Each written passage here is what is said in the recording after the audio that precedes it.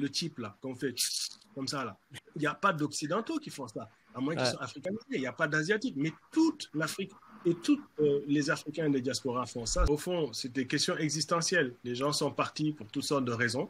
Il y en a qui sont partis sans revenir. Il y en a d'autres pour qui les conditions de retour sont rendues impossibles. Il y en a qui sont en exil.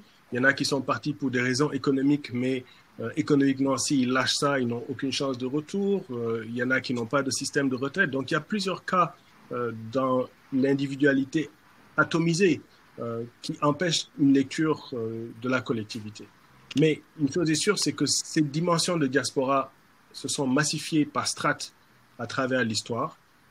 En tout cas, nous, dans notre schéma, l'Afrique qu'on veut construire, c'est une Afrique qui accueille la diaspora, qui veut utiliser toutes les ressources, y compris ceux qui ont été martyrisés, y compris ceux qui sont meurtris, qui doivent se reconstruire.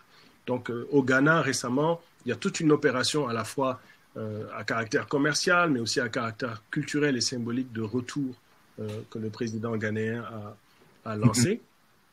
Et je crois que c'est des choses très positives, même si elles sont intéressées, il faut rester vers ça.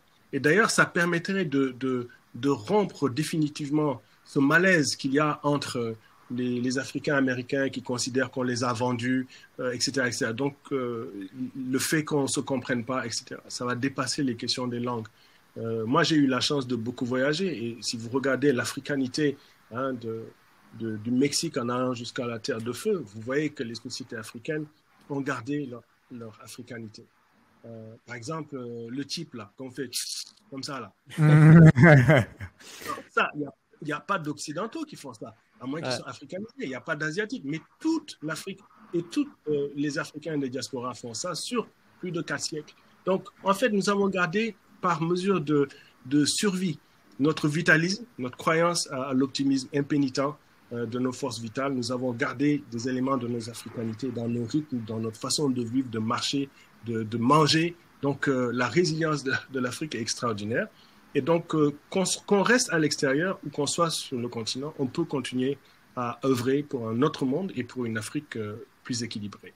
Maintenant, je pense qu'il n'y a pas de recette miracle, mais si on organise les conditions d'un développement authentique du continent, beaucoup d'entre nous vont rentrer. Parce que la plupart des gens, vous regardez, ils continuent de vivre leur africanité dehors. Ils créent des ghettos d'africanité. Ils vivent à l'africaine ailleurs, mais ils vivent encore africainement. Donc, tous ces gens-là, si les conditions d'un développement étaient assurées, bien sûr qu'ils rentreraient.